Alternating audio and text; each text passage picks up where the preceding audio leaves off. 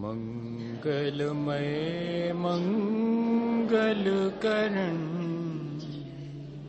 वीतराग विज्ञान नमो ताहि जाते भये अर्हन्तादिमः जो विद्यादि सागर सुधी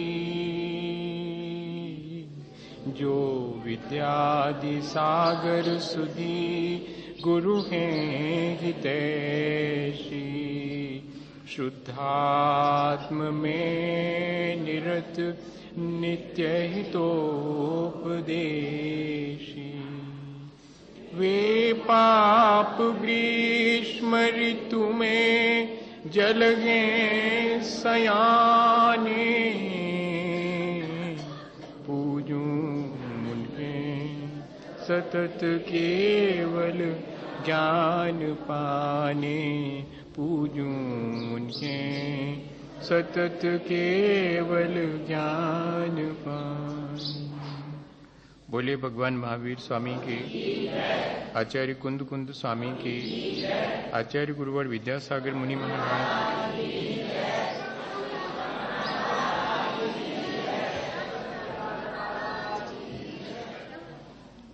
हम सभी लोग एक श्रावक के जीवन में कैसे आध्यात्मिक विकास हो सके इस बात पे विचार कर रहे हैं।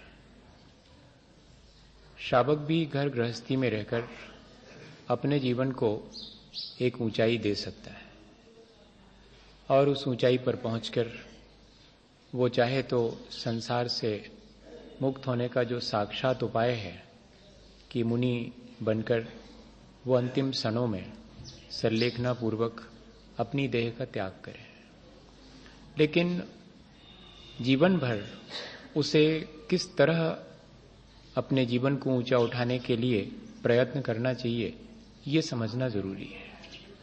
और बाह्य क्रिया के साथ साथ जो अंतरंग के परिणामों में परिवर्तन है वो महत्वपूर्ण है। बाह्य क्रिया भी महत्वपूर्ण है, पर वो बाह्य क्रिया तभी महत्वपूर्ण होती है जबकि अंतरंग के परिणामों में परिवर्तन आवे। और धीरे धीरे जो आध्यात्मिक विकास है वो भी तभी होता है जब हमारे परिणामों में थोड़ा सा परिवर्तन आता है। वे परिणाम धीरे धीरे प्राणी मात्र के प्रति निर्मल होते चले जाते हैं, हमारी संसार से आसक्ति घटती चली जाती है और हमारे अंदर जो संसार की वास्तविकता है वो स्पष्ट देखने में आने लगती है। हम लोग देखते तो हैं, जानते भी हैं, लेकिन जैसा हमारा राग द्वेष का परिणाम होता है वैसा चीजों को देख और जान लेते हैं। और आचार्य भगवंत जैसा संसार को देखते और जानते हैं वो वीतराग दृष्टि से देखते जानते हैं। इसलिए हम अपने जीवन में संसार की वास्तविकता जानने के लिए उनकी मदद ले रहे हैं। वे हमें बताते हैं कि ऐसे देखो इस संसार को, तो फिर हमें भी लगने लगता है कि हाँ सचमुच संसार ऐसा ही है, उसमें दुख है, सुख कमती है और जो सुख है वो भी क्षणिक है, वो कर्माश्रित है। तब फिर हम क्या करें? तब हम इस संसार के सुखों को ज्यादा पाने की कोशिश ना करें, बल्कि वो जो आत्मिक सुख है उसको पाने की कोशिश करें। ये मुख्य उद्देश्य अपना ये है। एक श्रावक का, एक साधु का मुख्य उद्देश्य यही होना चाहिए कि वो संसार के सुखों को सच्चा सुख न माने और अपने आत्मा के सुख को पाने के लिए प्रयास करे। पराधीनता संसार में है और वो पराधीनता ही दुख का कारण है। और पराधीनता किसी और ने हमारे ऊपर लादी होती तो अपन फिर भी ये सोचते कि भाई दूसरे की वजह से हम पराधीन हैं। असल में हम अपने परिणामों की वजह से ही पराधीन हैं। हम पराधीन होने में ही आनंद मानने लगे हैं और छोटी छोटी चीजों की पराधीनता अपने मन में है। वो कैसी पराधीनता है? सोचते अपन ये हैं कि फलानी चीज पर हम अपना अधिकार जमा लेंगे, हम उसके मालिक हो जाएंगे, हमारे पास उसका ऑनरशिप आ जाएगी। व्यक्ति के ऊपर भी इसी तरह से हम अपना अधिकार जमाने की कोशिश करते हैं। सोचते हैं कि ये चीजें यानी वस्तु और व्यक्ति जितने मेरे अधिकार में रहेंगे उतना ज्यादा मैं सुखी हो जाऊंगा। ऐसा हम सोचते हैं इस संसार में। और हम लोगों को देखते भी हैं कि जिनके पास जितनी ज्यादा चीजें हैं, जिनके पास जितने अधिक नौकर चाकर हैं, वो ज्यादा समृद्धशाली कहलाते हैं, और दूर से देखने में लगता है कि वो ज्यादा इजी लाइफ जी रहे हैं, ज्यादा सुख से जी रहे हैं। तो ऐसा जो अपन के देखने में आता है तो अपन सोचते हैं कि ये चीजें हमारे अधिकार में रहें, और फिर हम इन पर अपना मिथ्या अधिकार आरोपित करते हैं, जबकि चीजें कभी किसी की नहीं हुई, न कोई व्यक्ति किसी का होता है, सब अपने अपने तरह से जीवन जीते हैं यहां पर। लेकिन हम एक मिथ्या पजेसिवनेस, मिथ्या जो है अपना अधिकार आरोपित कर देते हैं, और देखना मजा, सोचते हैं कि हम इन चीजों के बन गए मालिक, लेकिन अगर गौर से देखा जाए तो उन चीजों के हम मालिक ना होकर के गुलाम हो जाते हैं। हम उन चीजों के इतने एडिक्ट हो जाते हैं, इतने अधीन हो जाते हैं कि फिर उन चीजों के अभाव में हमारा जीवन व्यतीत होना मुश्किल लगने लगता। तो बताओ, अभी हम जिस चीज के बिना शांति से जी रहे थे और सोच रहे थे कि इससे भी ज्यादा अच्छा रहेगा अगर वो चीज मिल जाएगी, और वो मिल गई, तो अब उस चीज की देखरेख में लग गए। माने पहले जब तक तिजोरी नहीं थी तो हमारे ख्याल से ज्यादा मालिक थे, अब तो तिजोरी आ गई है तो तिजोरी की चौकीदारी करना पड़ रही। तो अब चौकीदार बन गए कि मालिक रह गए? नहीं, लगता तो यह है कि तिजोरी के मालिक हैं, हमारी तिजोरी है, लेकिन अगर देखा जाए तो 17 बार दिन भर में उसको हिला के देखते हैं, उसकी साथ संभाल करते हैं, चौकीदारी तो करते हैं उसको, कोई खोलने ले इस बात का ध्यान रखते। जितनी अगर ऐसे देखें, इस दृष्टि से देखें, ठीक है, आप अपनी दृष्टि से देखते हैं, और वो दृष्टि भी एक है कि भाई हमारे पास इतनी चीजें हैं और हम बहुत समृद्धशाली हैं, वैभववान हैं हम। लेकिन एक दृष्टि आचार्य भगवंत दे रहे हैं कि ये जो वैभव है या जो ये संपत्ति जिसको हमने जोड़ के रखा है, मकान है, दुकान है, जो कुछ भी चीजें हैं बाह्य में वस्तुएं, और अंतरंग में उनके प्रति हमारा जो ममत्व भाव है, कहीं ऐसा तो नहीं कि वो हमारे लिए तकलीफ पहुंचा रहा हो। इस पे हमें एक बार एनालाइज तो कर लेना चाहिए। तो हम देखते हैं कि हाँ, वास्तव में ऐसा ही है। हम जिन चीजों में अपनी मालकियत आरोपित कर देते हैं, उन चीजों के हम मालिक बन जाते हैं ऐसा लगता है, लेकिन हम बन जाते हैं उन चीजों के गुलाम। तब हमें करना क्या चाहिए? इन चीजों में हमें अपना अधिकार साबित नहीं करना चाहिए। चीजों का उपयोग करना अलग बात है, लेकिन चीजों के मालिक बन जाना, इतना अपन काम कर ले। आचार्य भगवंतों ने लिखा है कि ये मार्ग निर्ग्रंथ मार्ग है। तो निर्ग्रंथ के मायने क्या? ये मार्ग तो निर्ममत्व का मार्ग है। बाह्येषु दशसु वास्तुषु ममत्वमुत्सृज्य निर्ममत्व व्रता स्वस्था संतोष परा परिचित्त परिग्रहात विरता। ये इतनी बात आचार्य समंतभद्र स्वामी के चरणों में बैठे तो वो कह रहे हैं कि बाह्येषु दशसु वास्तुषु, ये जो 10 प्रकार का बाह्य परिग्रह है, निर्ममत्व रता, मतलब निर्मम हो जाओ, ममत्वम उत्सृज्य, ममत्व छोड़ो इन सब चीजों में और निर्मम हो जाओ। अरे भाई, निर्मम होना तो, निर्दय होना तो अच्छा नहीं है, ऐसा अपन को लगता है। लेकिन जरा समझें इन 2-3 शब्दों को। निर्ग्रंथ होना, निर्मम हो जाना, या कि निश्चल हो जाना, या कि निस्संग हो जाना, इसके मायने क्या है? तो अपन देखते हैं कि निर्मम होने के मायने ये नहीं है कि निर्दयी हो जाना, कठोर हो जाना। निर्मम होने के मायने हैं अपना ममत्व हटा लेना चीजों में से। और जितना कम ममत्व होगा उतना व्यक्ति का आचरण मृदु होगा, जितना व्यक्ति ममत्व वाला होगा उतना कठोर होगा। अपन सोचते हैं कि निर्मम होना मतलब कठोर होना, नहीं। ममतावान, ममत्व के साथ जीवन जीने में कठोरता ज्यादा है। देखो कैसे कठोरता आ जाती है जब अपन ममत्व रखते हैं। तब अपने बेटे से ममत्व है, वो एक क्षण भी अगर किसी अभाव में हो तो अपने को तकलीफ होती, और दूसरे का बेटा दिन भर से भूखा हो अपन को कोई तकलीफ होती नहीं होती। कितना निर्मय, कितना निर्मम हो गए अपन, कितने निर्दयी हो गए। देखो, अपने बेटे से ममत्व है सो उसके तो भोजन की चिंता है, लेकिन दूसरे का बेटा सुबह से भूखा है उसकी बिल्कुल चिंता नहीं, उसके प्रति अपने मन में जया भी दया नहीं आती। यह है निर्ममता। ऐसा विचार करें कि ममत्व जितना होगा उतना ज्यादा हम जो है और अधिक कठोर हो जाएंगे दूसरे के प्रति। एक उदाहरण है इसका। क्या हुआ था, एक बार एक जमींदार का बेटा नाराज होकर घर से चला गया और कुछ दिन बाहर रहा, घूमा फिरा, लेकिन उसको समझ में आया कि ऐसी नाराजी कोई काम की नहीं है, बेकार में परेशानी मोल ली। तो एक चिट्ठी लिखी मां के लिए कि हम घर आना चाहते और आ ही रहे हैं, फलानी फलानी गाड़ी से आ रहे हैं।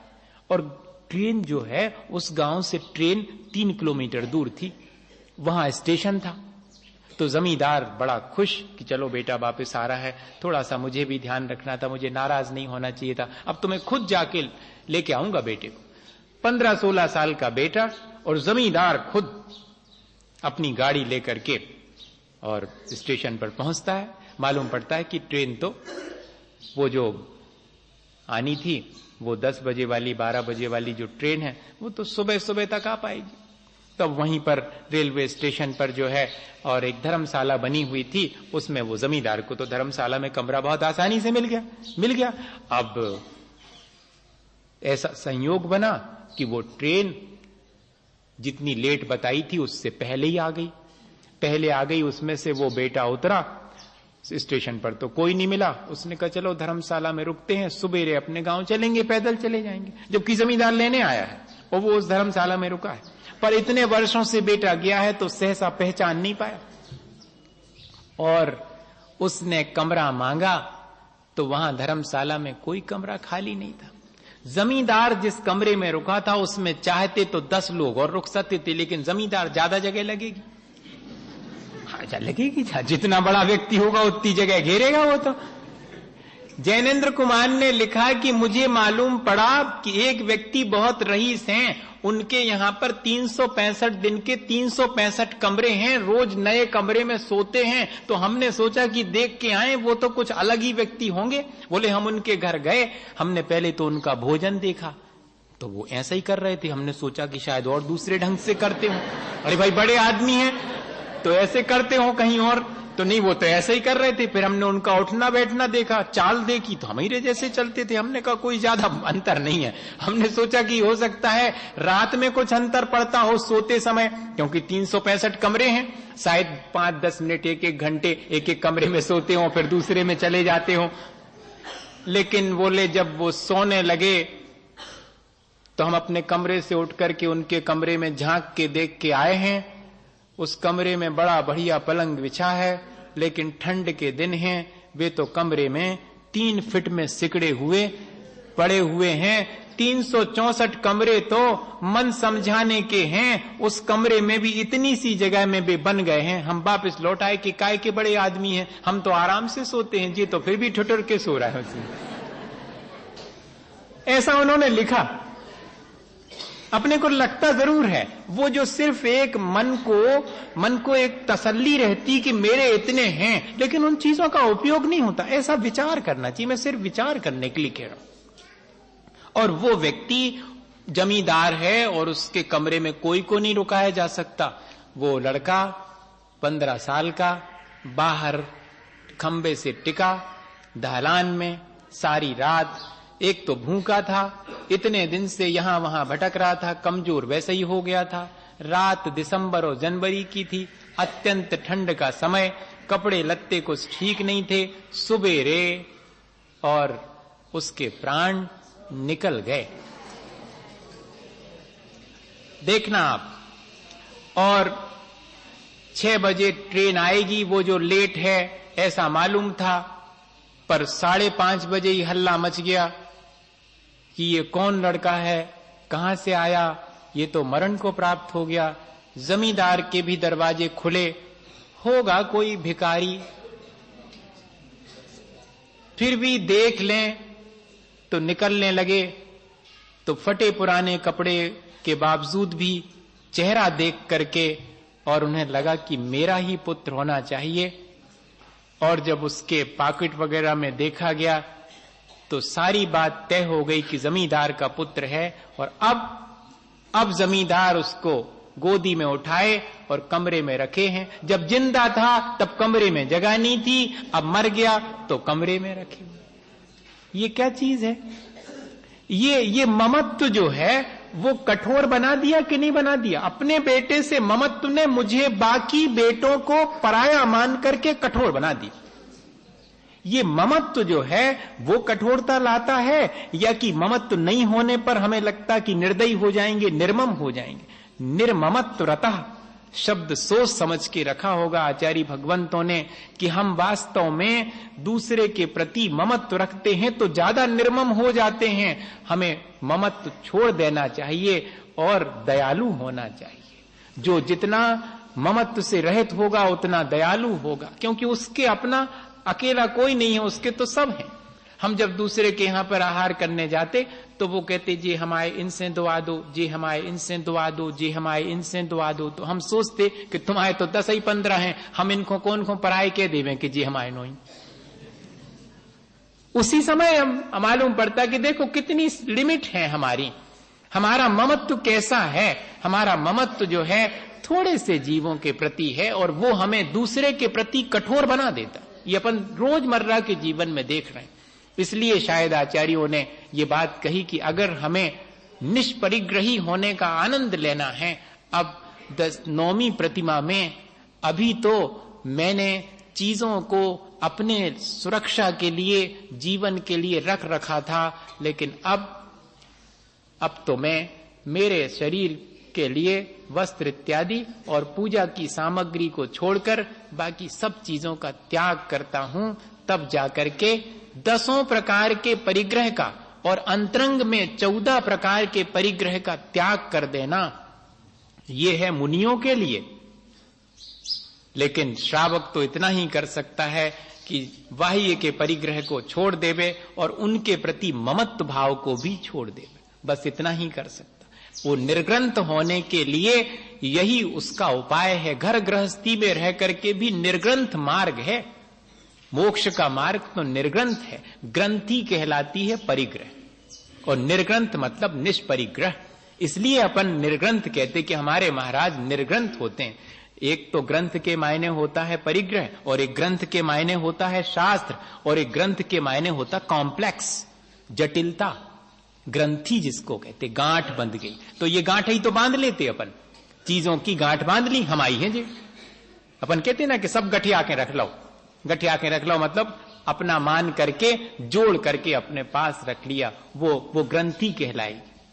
अभी भी कई जगह पर मंदिरों में या कि और दूसरे धर्म के स्थानों में प्रवेश करते समय सिले हुए या कि गठान लगे हुए कपड़े पहन के जाने की मनाही है। क्यों? निर्ग्रंथ, गांठ नहीं बांधना। ग्रंथि से रहित होकर के बाद में जाकर के जब कोई प्रतिमा धारण करता है तो उसकी जो पोशाक है वो भी कैसी बनाई गई? निर्ग्रंथ, कोई सिलाई विलाई नहीं, कोई उसमें गांठ वांठ नहीं, बस ऐसे ही दुपट्टा डाल लो, लपेट लो एक ठो पहनने का वस्त्र। इस तरह ये प्रतीक है इस बात का कि कोई ग्रंथि नहीं है। मन के भीतर भी ग्रंथि नहीं होनी चाहिए। 2 प्रकार की ग्रंथि होती, एक सुपीरियरिटी कॉम्प्लेक्स और एक इंफीरियरिटी कॉम्प्लेक्स। ये दोनों ही अपन लोगों के भीतर हैं। कैसे? चीजों के सद्भाव में हम अपने को बहुत ऊंचा मानने लगते और चीजों के अभाव में हम अपने को दीनहीन मानने लगते। ये क्या चीज है? ये कॉम्प्लेक्स ही तो है। जो चीज हमारे पास है वो उस चीज के होते हुए हम सोचते हैं कि हम बहुत। आज तो वर्तमान में वो व्यक्ति उतना बड़ा है जिसके पास जितना चीजों का जरीखा है, हाँ, जितना सामान है वो उतना बड़ा, उतना स्टेटस वाला है। मतलब जितनी कारें, जितना ममत्व है उतना बड़ा मैं, जितना मेरा ज्यादा है उतना मैं बड़ा हो गया। अपने मैं को बड़ा करने के लिए मेरेपन को बढ़ाते जाते हैं अपन, ममत्व को बढ़ाते चले जाते, चीजें इकट्ठी करते चले जाते। इतना ही नहीं, संसार में तो ठीक है, संसार से पार होने वालों के साथ भी ऐसा ही घटित होते देखा जाता। कह दें क्या? नहीं कहना चाहिए, आप सब समझते हैं। अभी कल तक इस बात से अपने को बड़ा मान रहे थे कि करोड़ रुपया है, लाख रुपया है, अब दूसरी चीजें गिनने लगे। आप समझदार हैं, इशारा काफी है। त्याग करने के बाद भी दूसरी चीजें गिनते हैं, हमने इतने को त्याग करो। अबे भी गिन रहे भी रुपया।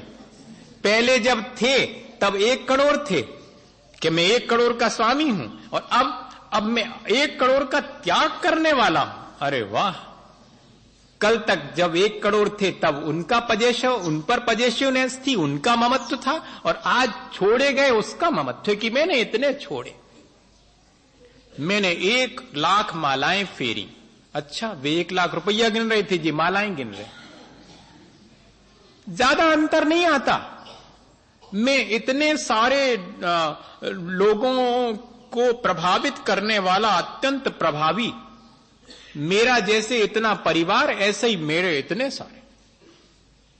बहुत बहुत बहुत मुश्किल है इस अंतरंग के परिग्रह से मुक्त होना। बहुत अंतरंग की ग्रंथि से अपने को ऊंचा मान लेते हैं। आज तो स्टेटस हो गया, स्टेटस सिंबल जैसे लोगों के हैं, ऐसे ही त्यागी वृत्ति के भी बहुत सारे स्टेटस सिंबल हैं।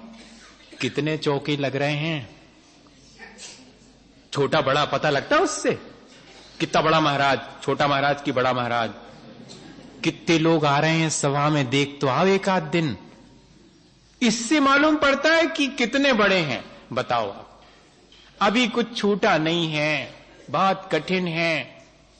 आसक्ति और परिग्रह, बाहर से छूट जाना बहुत आसान है, भीतर के परिणामों में भी ये भाव खत्म हो जाना बहुत कठिन। समता और संतोष की साधना है। स्वस्थः संतोष परः परिचित्त परिग्रहात विरतः। जिसने चित्त को घेर लिया है, परिचित्त परिग्रहात, परि आसमंतात चित्तेन गृह्णाति इति परिग्रह। जिसने सारे चेतना को घेर लिया है वो है परिग्रह। आपने बाहर से छोड़ दिया, लेकिन अभी चेतना तो उसी से घिरी हुई है। वही बस आइटम चेंज हो गए हैं। कल तक कोई और चीज कहते थे, आज दूसरी चीज कहने लगे, पर चेतना में कोई तब्दीली नहीं हुई अगर, तो ये मोक्ष मार्ग निर्ग्रंथों का मोक्ष मार्ग है। भीतर इस बाह्य चीजों से अपने को ऊंचा और नीचा नहीं मानना, ये कह रहे हैं। हीनता और उच्चता बाहर की वस्तुओं के रखने और छोड़ने से नहीं आती है। उच्चता और हीनता तो हमारे अपने परिणामों के खोटे और अच्छे होने से आती है। परिणाम अच्छे हैं तो हम ऊंचे उठ गए, परिणाम खोटे हैं तो भैया हम नीचे हो गए। हमारे पास 4 चीजें हल्की हैं सो हम हल्के हो गए, ऐसा नहीं है। और 4 चीजें हमारे पास बहुत अच्छी हैं इसलिए हम बड़े हो गए, ऐसा नहीं। ये विचार अपन को करना चाहिए, तब कहलाएगा कि हाँ वास्तव में निर्ग्रंथ हो गए हैं हम, या कि निस्संग हो गए हैं। भीतर से भी हमारा वस्तुओं के प्रति लगाव हटना चाहिए। ये बात विशेष रूप से श्रावक के जीवन में और साधु के जीवन में। साधु से श्रावक शिक्षा लेता है, उसके मार्ग पर चलने की शिक्षा लेता है। इसलिए श्रावक को भी हमेशा इस बात की सावधानी रखनी चाहिए कि वो जो चीजें अपने पास रखे उनका उपयोग करने के लिए रखे, उनमें ममत्व। और ममत्व कैसे मालूम पड़ेगा? अगर आप आसानी से दे पाते हो तो निर्ममत्व, और नहीं दे पाते तो समझ लो बहुत ममत्व है। हाँ, जल्दी से छूट जाती। भामा शाह जैसे लोग सब कुछ इकट्ठा करके रखा, और जिस दिन समझ में आया कि ये तो इस काम में आ सकता, दे दिया। बाद में ये तक नहीं कहा कि नाम लिख लो, हम रुपया लिख लो इतने दे, नहीं, दे दिए, खत्म। लोगों ने फिर कहना शुरू किया कि इनने दिए थे। स्वयं के मन में ये नहीं आया कि कोई कहे। जो जितनी आसानी से अपने पास जो वस्तु रख रखी है उसका उपयोग कर सके। अच्छा, ममत्व ज्यादा होने से उपयोग भी ठीक नहीं हो पाता। अपन रोज देखते, हमने एक बार उदाहरण भी दिया था कि जो चीज अपन को ज्यादा अच्छी लगती, जिस चीज से ज्यादा ममत्व है, अपन उसको बचा के रख लेते हैं, उसका उपयोग नहीं, कम से कम उपयोग करेंगे। कपड़े जो बहुत अच्छे लगते होंगे बेको भंडरिया में बंद धरे हुए। अब जब कोनो विशेष कार्यक्रम, महावीर जयंती आए, वो निर्वाण उत्सव पे पहनेंगे। अब रखे हैं, सखाओ 2-4 महीना से बनवाए रखे हो, एक आध बार पहने फिर धीरे से रख लिए, बहुत अच्छे हैं। अच्छे हैं तो उनका उपयोग करो। अच्छे हैं, ममत्व ज्यादा हो गया तो उपयोग भी नहीं कर सकते। क्या अपन लोगों ने किस तरह का अपना मन बना लिया है, इस पे विचार करना भैया। और कोई विशेष, ये इसीलिए आचार्य भगवंतों ने ये शब्द लिखा होगा, परिचित्त परिग्रहात्। जिसने चित्त को घेर लिया है वो है परिग्रह, छोड़ता ही नहीं वो। माने वस्तु छूट जावे लेकिन भीतर से नहीं छूटती, बाहर से गायब हो जाती है लेकिन भीतर धरी रहती ज्यों की त्यों। इस भाव को छोड़ने का नाम ही निर्ममत्व है। एक श्रावक कितनी ऊंचाई पर पहुंच गया। पहले तो उसी परिग्रह के बिना, उसी वस्तुओं के बिना नहीं काम चलता था। आज ऐसी ऊंचाई छू ली कि अब कहता है कि नया और कुछ नहीं करूंगा, और जो पुराना है उसको भी छोड़ देता हूं, बच्चों को देता हूं, जो उसके लिए जो जिसको चाहिए ले लो। मेरे तो पहनने के वस्त्र, ओढ़ने के वस्त्र हैं और पूजा की सामग्री है मेरे पास, और बाकी सब छोड़ दिया। तब जाकर के नौवीं प्रतिमा, परिग्रह त्याग प्रतिमा, ये घटित हो जाती है। कल के लिए कुछ भी जोड़ करके नहीं रखना, ये मानसिकता। आज के लिए मुझे जितना आवश्यक है उतना मैं अपने उपयोग में रख लूं, कल की फिक्र क्यों करूं। लेकिन अपन अगर देखें तो ये जितना परिग्रह है वो काय को रखते हैं, कल की फिक्र में, और कुछ नहीं। ऐसा लगता है कि इन चीजों से हमारा भविष्य सुरक्षित हो जाएगा। हमें कई बार ऐसा लगने लगता कि जैसे इन चीजों के होने से हमारा जीवन आगे तक के लिए सुरक्षित हो जाएगा, जबकि कोई भी आज तक अपने साथ लेके नहीं गया। एक बार कोई बाबा जी थे तो बहुत बड़े सेठिया उनके पास आते थे। अब वो उनकी बात को ज्यादा गौर से सुनते ही नहीं थे, बस सुन लिया, उनके काम की जितनी हुई वो निकाल ली और आगे चले गए। अब उनको तो अपना पैसा दिखता था, सभा में बैठे बैठे भी पैसा ही दिखता। आप अनुभव करना उस चीज का, कोई भी चीज इस तरह अपने पास हो तो वही दिखती है। अब उन साधु जी को लगता था कि ये सेठ बहुत बड़े हैं और इनके भीतर जो है कैसे मैं निर्ममत्व लाऊं, कैसे इनका ममत्व छूटे। ठीक है, पैसा होना कोई खराब चीज थोड़ी है, लेकिन पैसे से इतना ममत्व क्यों है। अरे है सो अपने उपयोग में ले, दूसरे को दो और अपने आराम से जीवन जियो, लेकिन इतना जोड़ जोड़ के रखते चले जा रहे, इतना ममत्व है, इनका ममत्व कम करना चाहिए। तो उनने क्या किया था, एक बार कहले भैया सुनो, हमारा एक काम कर देना। अरे महाराज, आप तो इतने दिन से हम आपके पास आ रहे, काम ही नहीं बताऊ तो आप तो हमारे लाने, बताओ क्या काम आपका है।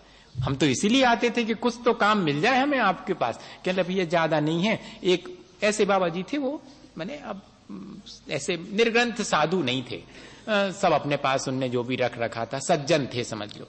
तो एक सुई कहलाती ना, सुई दे दी। कहले भैया जी रख लो हिफाजत से, हमें बाद में लौटा देना। अरे इतनी सी सुई जो है, इनको ये कह रहे रख लो।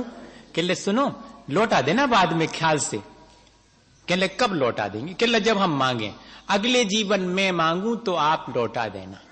अरे भैया, अगले जीवन में मांगू तो लौटा देना। अब सेठ जी पहले तो झटके में कह गए कि हाँ लौटा दूंगा लौटा दूंगा।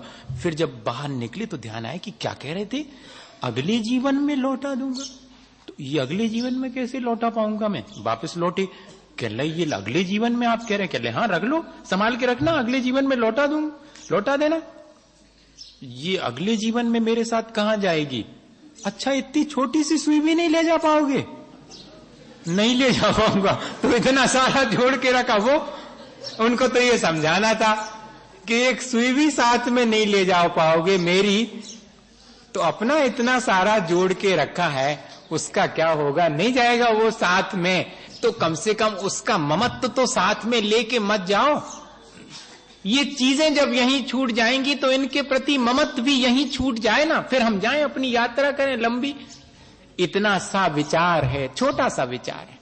चीजें जैसे छूट जाती हैं, मुझे करना क्या है, मुझे उन चीजों से ममत्व भी छुड़ा लेना है। जब चीजें छूट ही रही हैं तो ममत्व काहे को रखो और अपने चलो आगे बढ़ो। अगर इतनी सी विद्या अपने मन में आ जावे तब तो क्या है, फिर तो आनंद हो जावे। लेकिन इसी में वर्षों लग जाएंगे, कई जिंदगियां लग जाएंगी। यही तो साधना है, और क्या करना। निर्ग्रंथ होने की साधना का मतलब क्या है, भीतर से ममत्व से रहित हो जाना, संग से रहित हो जाना, कोई भी उच्चताहीनता की गांठ भीतर नहीं रह जाना किसी चीज के प्रति। ये निर्ग्रंथता है। अपन रोज पढ़ते कि निर्ग्रंथ, कैसा निर्ग्रंथ होना, यही निर्ग्रंथता है। एक और उदाहरण सुनाऊं तो शायद बात और अच्छे से समझ में आ जाए। अपन लोग कल पर टाल देते हैं और कल की सुरक्षा चाहते। आज भले ही असुरक्षित हों, लेकिन कल की सुरक्षा की चिंता बहुत, भविष्य के लिए सुरक्षित कर रहे हैं। वर्तमान भले ही खतरे में पड़ो, भैया आज का दिन अगर मैंने अपने जीवन को बहुत अच्छे से व्यतीत किया है तो मेरा भविष्य तो उज्जवल होगा ही। और आज मैं आकुल विकल हो करके कल की चिंता में आज का दिन व्यतीत करूं, बताओ। कल की आकुलता है कि ये ऐसा नहीं होगा तो क्या करूंगा, तो आज ऐसा इंतजाम कर लो कल के लिए। लगता जरूर है ऐसा, आपको लगेगा कि महाराज जी को सब हरा भरा लग रहा हो, महाराज को क्या है, हमें कितनी चिंता करनी पड़ती कल के लिए। अब कल चौका लगाना तो क्या चिंता नहीं करेंगे, ऐसा मन में आ जाएगा, आज ही से तैयारी करना पड़ेगी। तो ये तो है, जो भी सांसारिक काम है उन सब में ऐसी चिंता तो रहेगी। ऐसे थे कि सुबह उनके पास खूब चढ़ोतरी आती थी, लोग चढ़ा जाते थे, उनकी जीवन साथी भी थी, वो ऐसे वाले बाबा जी थे। तो हम अपने ब्रह्मचारी जी को भी बाबा जी कह देते हैं, क्यों, सज्जन पुरुष हैं, सरल हैं, भद्र परिणामी हैं, उन्हीं को अपन बाबा जी कह देते हैं। तो उनके जीवन साथी भी थी, वो दोनों जन बड़े प्रेम से अपना रहते थे। जीवन का आखिरी समय था, जो भी आ जाता था दिन भर में, लेकिन उनकी एक नियम था, उनका सिद्धांत था कि शाम को एक पैसा या एक भी कोई चीज अपने पास नहीं रखी जाएगी। जितना पैसा आया, जितनी चढ़ावा आया, जितना खाने पीने का सामान आया, अपने उपयोग में जितना आए शाम होते ही बांटना शुरू, सबको दे दो, जो जो हैं सबको बांट करके खत्म, कल का कल से देखेंगे, आज का फिनिश। शाम होते ही अपन ऐसा नहीं कर सकते क्या, सब रखा रहने दो, कौन अपन छाती पर रख के सो रहे हैं, सोते समय मेरा सारे परिग्रह का त्याग, उसके ममत्व का भी त्याग, क्या पता सुबह हुई कि नहीं हुई, कौन झगड़े में पड़े, कौन साथ में ले जा रहे हैं, तो ममत्व भी छोड़ो, मेरा नहीं है, कल फिर हो जाएगा सवेरे मेरा, लेकिन आज रात में तो मेरा नहीं है, इतने इसमें क्या दिक्कत है। उनके ऐसा ही था, वे सब दे देते थे।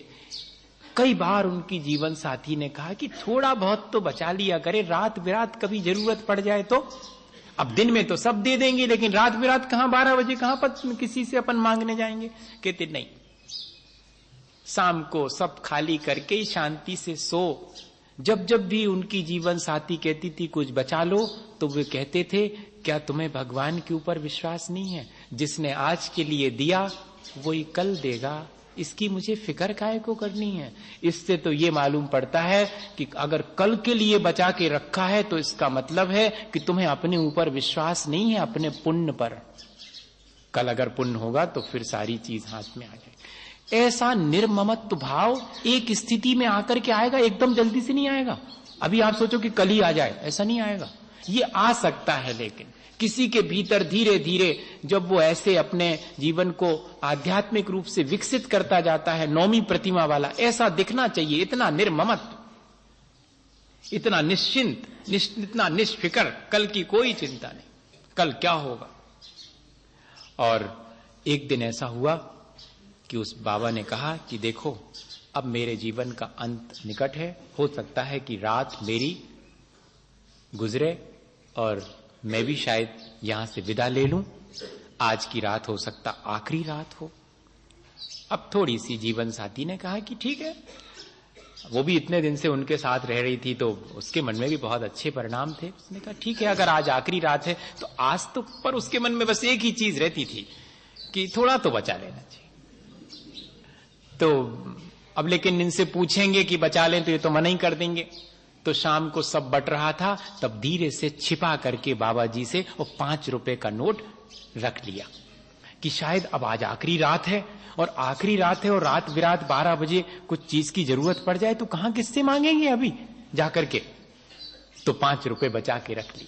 12 बजे रात को, और बाबा जी ने बहुत, उनको बेचैनी हुई, हाँ बेचैनी हुई, तो चद्दर में से मुंह निकाल करके आवाज दी, तो जीवन साथी तो जाग ही रही थी। क्यों, आज नींद नहीं आई क्या? तो अब जीवन साथी क्या कहें कि हाँ नहीं आई, हाँ नहीं आई, कुछ बचा लिया है क्या? अब बहुत मुश्किल है भाई वो।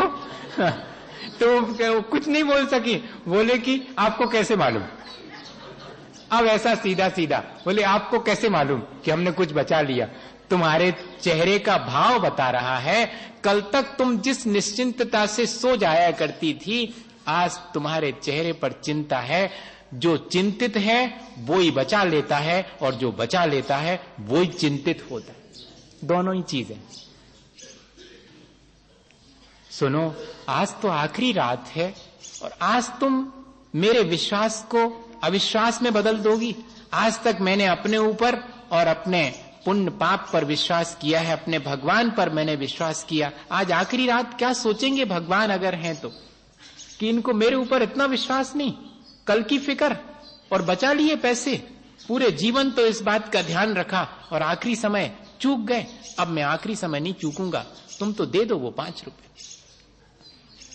जीवन साथी ने कहा कि अरे इतने 12 बजे रात को कौन यहां बैठा है लेने वाला, सुबह होने तो दे देंगे। बोले नहीं, तुम अगर देने को तैयार हो तो रात 12 बजे भी लेने वाला तैयार है। खोल के देखो दरवाजा। और सचमुच वहां पर एक व्यक्ति इस आशा से आया था कि इस दरबार से अगर कुछ होगा तो मुझे बिना मिले नहीं रहेगा, और थोड़ा लेट हो गया था, तब तक सब बट करके दरवाजा बंद हो गया था। तब से वो वहीं बैठा था कि सुबह पहले नंबर मैं ही ले लूंगा, और रात 12 बजे दरवाजा खोला तो वो बैठा हुआ था। और जीवन साथी भी चकित कि ये व्यक्ति इसी के लिए बैठा है, शायद ये 5 रुपए जो बचा लिए थे वो इसके हैं, इसको मिलना थे, वो मेरे पास मैंने बचा लिए हैं। और उसको दे दिए। और कहते हैं कि 5 रुपए देने के बाद वो फकीर जितनी बेचैनी और तड़प महसूस कर रहा था, एकदम अत्यंत शांत हो गया, और संसार से उसने विदा ले ली। सब कुछ छोड़ने के बाद, उस ममत्व को छोड़ने के बाद अगर हम विदा लेंगे तो आखिरी बार होगी हमारी विदा। फिर हमें बार बार इस संसार में नहीं आना पड़ेगा। हमारा जो ममत्व है वो हमें फिर से लाता है कि चलो तुम उनसे आसक्ति रख के आए थे, ले लो वो चीजें, फिर से ले लो। और अगर एक बार हम उन चीजों से, उन सब चीजों से अनासक्त हो जाएंगे तो संसार में वापस काहे को लौटेंगे बेकार में। ये संसार से पार होने की प्रक्रिया है, परिग्रह का त्याग कर देना माने। गणेश प्रसाद जी वर्णी हमेशा कहा करते थे, और कोई नियम ले या मत ले, तुम तो परिग्रह का परिमाण कर लो तो गृहस्थी बहुत अच्छे से चलेगी। एक गृहस्थ के लिए पहला उपदेश देते थे कि सारा पाप परिग्रह से होता है, तुम परिग्रह तो रखो लेकिन सीमा कर लो, असीम मत रखो परिग्रह, अपनी इच्छाओं को सीमित रखो तो संतोष पूर्वक अपना जीवन स्वस्थ और संतोष परा। स्वस्थ मतलब अपने आत्मा का ध्यान कर सकोगे, नहीं तो सब दुनिया की चीजों का ध्यान करते रहोगे, उन्हीं को संभालते रहोगे। तो कम रखोगे तो कम ध्यान रहेगा चीजों का, अपना ध्यान करने का समय मिल जाएगा। ऐसा श्रावक अगर विचार करे और अपने परिग्रह को सीमित रखे और एक स्थिति में जाकर के उसके ममत्व को छोड़ देवे भैया, तो गृहस्थी बहुत अच्छे से और एक दिन उससे पार भी हो सकते हैं। इसी भावना के साथ बोलिए आचार्य गुरुवर विद्यासागर मुनि महाराज।